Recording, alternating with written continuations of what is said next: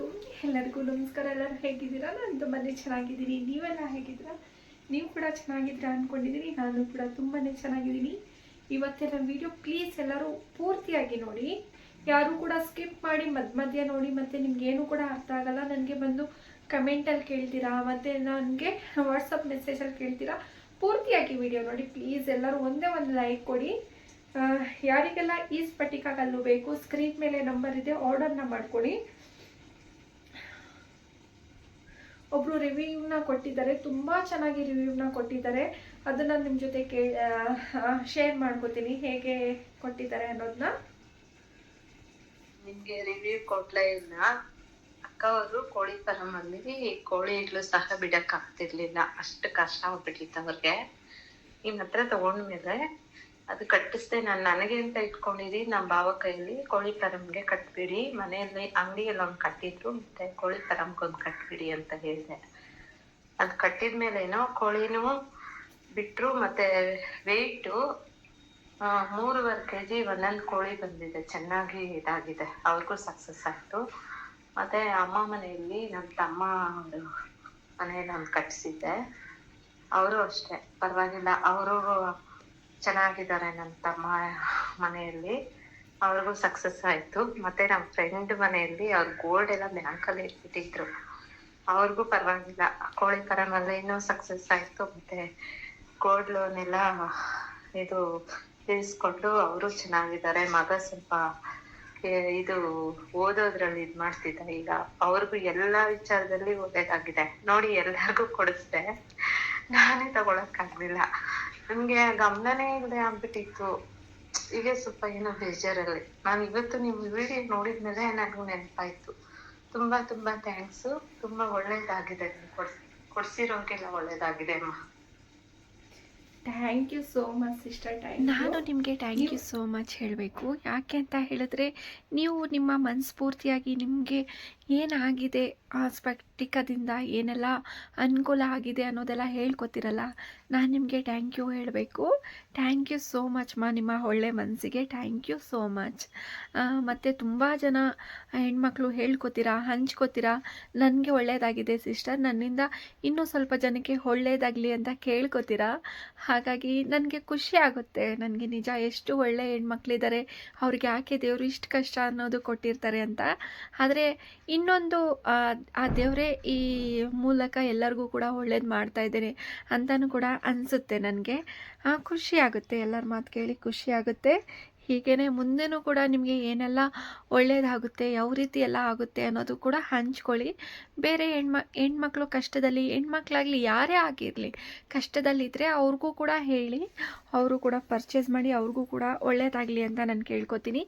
ದಿನ ತುಂಬ ವಾಯ್ಸ್ ರೆಕಾರ್ಡಿಂಗ್ಗಳು ಬರ್ತಾ ಇರುತ್ತೆ, ಈ ಥರ ನನಗೆ ಮೆಸೇಜ್ಗಳು ಬರ್ತಾ ಇರುತ್ತೆ, ಒಳ್ಳೆಯದಾಗಿದೆ, ಈ ಥರ ರಿಸಲ್ಟ್ ಸಿಕ್ತು, ಆ ಥರ ರಿಸಲ್ಟ್ ಸಿಕ್ತು ಅಂತ ತುಂಬ ಜನ ನನಗೆ ಮೆಸೇಜ್ನ ಕಳಿಸ್ತಾ ಇರ್ತೀರ. ಅದರಲ್ಲಿ ಒಂದು ಎರಡು ನಾನು ನಿಮಗೆ ಶೇರ್ನ ಮಾಡ್ಕೋತೀನಿ. ಯಾಕೆಂದರೆ ಇದರಿಂದ ನಿಮ್ಗೇನಾದರೂ ಹೆಲ್ಪ್ ಆದರೆ ನಿಮಗೂ ಒಳ್ಳೆಯದಾಗಲಿ ಅಂತ ಮಾತ್ರ ನಾನು ಇದನ್ನು ಶೇರ್ ಮಾಡ್ಕೋತೀನಿ.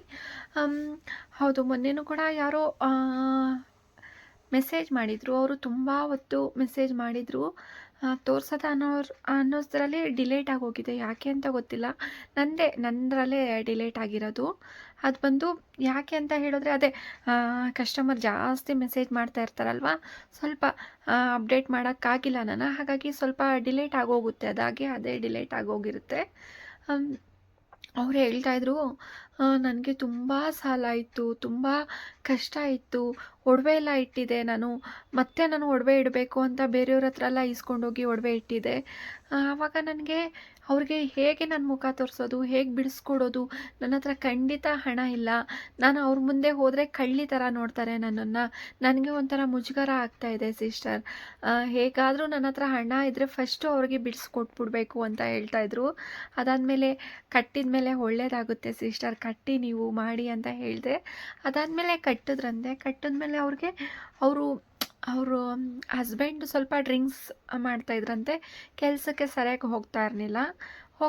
ಅದಾದಮೇಲೆ ಅದು ಕಟ್ಟಿದ ಮೇಲೆ ಅದೆಲ್ಲ ಅಂದರೆ ಸ್ಟಾಪ್ ಮಾಡಿದ್ದಾರೆ. ಅವರು ಕೆಲ್ಸಕ್ಕೆ ಹೋಗ್ತಾ ಇದ್ದಾರಂತೆ. ಕೆಲ್ಸಕ್ಕೋಗಿ ಒಳ್ಳೆ ಕೆಲಸ ಸಿಕ್ಕಿದೆಯಂತೆ ಅವ್ರಿಗೆ. ಆರಾಮಾಗಿ ದುಡಿತಾ ಇದ್ದಾರೆ. ನನಗೆ ಅವ್ರಿಗೆ ಅದಾದಮೇಲೆ ಯಾವುದೋ ಹಣ ಬರಬೇಕಾಗಿತ್ತಂತೆ, ಅದನ್ನು ಕೂಡ ಹಣ ಬಂದಿದೆ, ಅವ್ರಿಗೆ ವಾಪಸ್ ಬಂದಿದೆ. ಅದಾದಮೇಲೆ ಅವ್ರಿಗೆ ಫಸ್ಟು ಹೋಗಿ ಒಡವೆ ಬಿಡಿಸಿ ಮತ್ತು ತಾನು ಡೈಲಿ ಯೂಸ್ ಹಾಕೊಳ್ಳೋವಂಥ ಒಡವೆ ಮಾಂಗಲ್ಯ ಸರನೆಲ್ಲ ಬಿಡಿಸ್ಕೊಂಡು ಬಂದಿದ್ದಾರಂತೆ. ಬಿಡಿಸ್ಕೊಂಡು ಬಂದು ಅವರು ಹಾಕ್ಕೊಂಡು ನನಗೆ ಮೆಸೇಜ್ ಮಾಡಿದರು, ನೋಡಿ ಸಿಸ್ಟರ್, ಫೋಟೋನು ಕೂಡ ಕಳಿಸಿದ್ರು ಪಾಪ. ಈ ಒಡವೆನ ಬಿಡಿಸ್ಕೊಂಡು ಬಂದೆ, ನನ್ನ ಹಸ್ಬೆಂಡ್ ಕೆಲ್ಸಕ್ಕೆ ಹೋಗ್ತಾ ಇದ್ದಾರೆ. ಅದು ಫಸ್ಟು ನನಗೆ ಖುಷಿ ಆಯಿತು. ಒಳ್ಳೆ ರೀತಿಲಿದ್ದಾರೆ, ನಮಗೆ ಜಗಳ ಅನ್ನೋದು ಆಗ್ತಾ ಇಲ್ಲ ನಮ್ಮ ಮನೇಲಿ, ಮತ್ತು ಸಾಲ ಅನ್ನೋದು ತೀರಾ ಕಡಿಮೆ ಆಗ್ತಾ ಇದೆ. ಸ್ವಲ್ಪ ನಾವು ಕಟ್ಕೊಂಡು ಹೋಗ್ತಾ ಇದ್ದೀವಿ, ಮತ್ತು ಬಡ್ಡಿ ಅನ್ನೋದು ನನಗೆ ಕೊಡೋಕ್ಕಾಗಲ್ಲ ಅಂತ ಹೇಳಿದಾಗೆ ಅವರು ಕೂಡ ಒಪ್ಕೊಂಡ್ರು. ಫಸ್ಟು ನನಗೆ ಭಯ ಆಗ್ತಿತ್ತು, ನನಗೆ ಬಡ್ಡಿ ಕೊಡೋಕ್ಕಾಗಲ್ಲ, ಅಸಲು ಮಾತ್ರ ಕೊಡ್ತೀನಿ ಅಂತ ಹೇಳಬೇಕಾಗಿತ್ತು. ಫಸ್ಟ್ ನೀನು ಕೊಡಮ್ಮ, ಅಸಲು ಕೊಡಮ್ಮ ನೋಡೋದ ಅಂತ ಹೇಳ್ಬಿಡ್ತಾರೆ, ಏನು ಹೇಳ್ಬಿಡ್ತಾರೆ ಅಂತ ಭಯ ಆಗ್ತಾಯಿತ್ತು ಸಿಸ್ಟರ್. ಇವಾಗ ನನಗೆ ಆ ಭಯ ಇಲ್ಲ. ನನಗೆ ಅವರು ಒಂದು ಸತಿ ಹೇಳಿದೆ, ಸರಿ ಓಕೆ, ನೀವು ನಾನು ಏನು ಕೊಟ್ಟಿದ್ದೀನಿ ಹಣ ಅದು ಕೊಡಿ ಅಂತ ಹೇಳಿದ್ದಾರೆ. ಇಷ್ಟೆಲ್ಲ ಮಿರಾಕಲ್ ಆಗ್ತಾಯಿದೆ, ಇದರಿಂದನೇ ಮಿರಾಕಲ್ ಆಗ್ತಾ ಇರೋದು.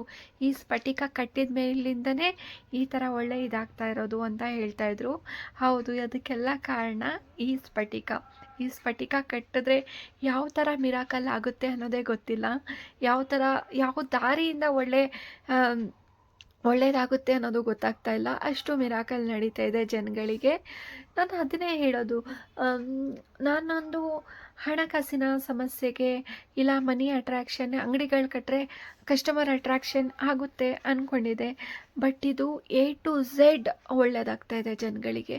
ಒಂದೊಂದು ಮನೇಲಿ ಒಂದೊಂದು ಥರ ಪ್ರಾಬ್ಲಮ್ ಇದೆ, ಎಲ್ಲ ಪ್ರಾಬ್ಲಮ್ಗಳು ಸಾಲ್ವ್ ಆಗ್ತಾ ಇದೆ.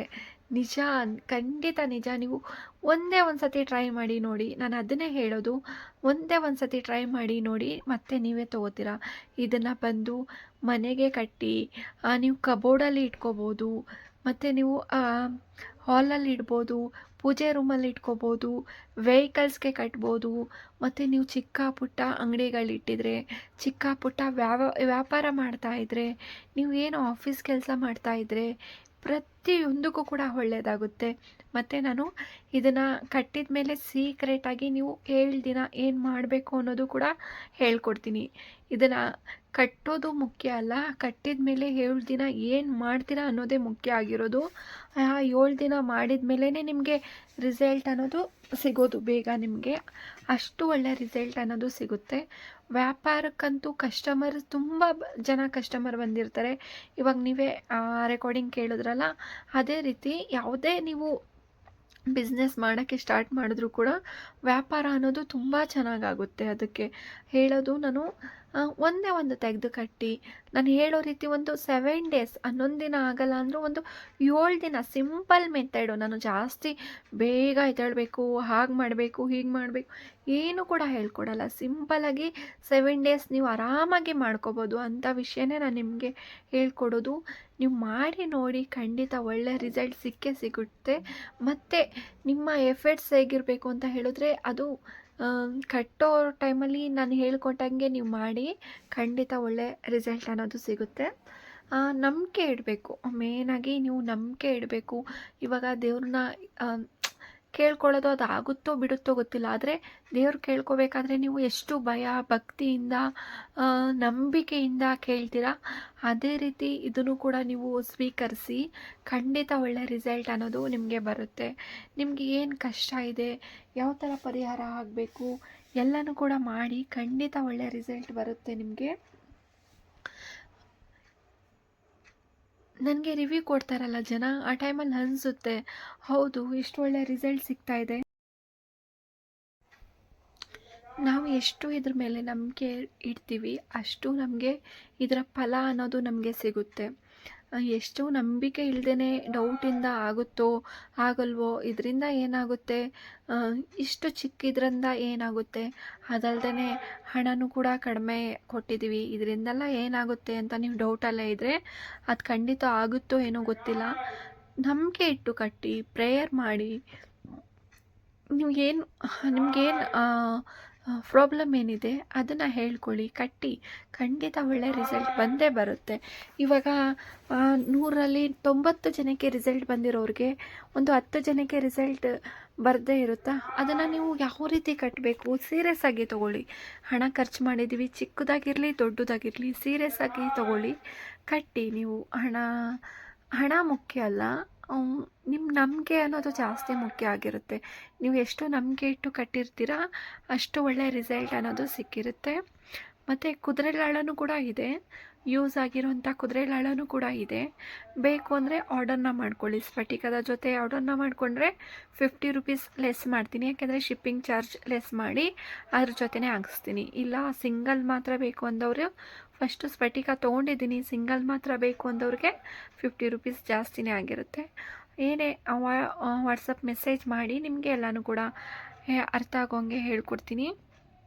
ಪ್ಲೀಸ್ ಎಲ್ಲರೂ ಕೂಡ ವಿಡಿಯೋಗೆ ಒಂದೇ ಒಂದು ಲೈಕ್ ಮಾಡಿ, 786 ಅಂತ ಕಮೆಂಟನ್ನು ಮಾಡಿ, ಲೈಕ್ ಮಾಡಿ, ಪ್ಲೀಸ್ ಲೈಕ್ ಮಾಡಿ. ತುಂಬ ನನಗೆ ಖುಷಿ ಕೊಡುತ್ತೆ, ನನಗೆ ಲೈಕ್ ಮಾಡೋದ್ರಿಂದ, ನಿಮ್ಮ ಒಳ್ಳೆಯ ಕಮೆಂಟ್ಗಳಿಂದ ಒಳ್ಳೆಯ ರಿಸಲ್ಟ್ ಸಿಕ್ಕಿದೆ ಅಂತ ಹೇಳ್ಕೊತೀರಾ, ತುಂಬ ನನ್ನ ಪ್ರಾಬ್ಲಮ್ ಎಲ್ಲ ಸಾಲ್ವ್ ಆಗಿದೆ ಅಂತೆಲ್ಲ ಹೇಳ್ಕೊತೀರಾ. ಖುಷಿ ಆಗುತ್ತೆ ನನಗೆ. ಯಾವುದ್ಯಾವುದೋ ರೆಮಿಡಿ ಮಾಡಿ ಅದರಲ್ಲಿ ಸಿಗುತ್ತೋ ಸಿಗೋಲ್ವೋ ಅನ್ನೋ ಡೌಟ್ ಇರೋದ್ರಿಂದ ಇದರಲ್ಲಿ ಸಿಗುತ್ತೆ, ತೊಗೊಂಡು ನೋಡಿ.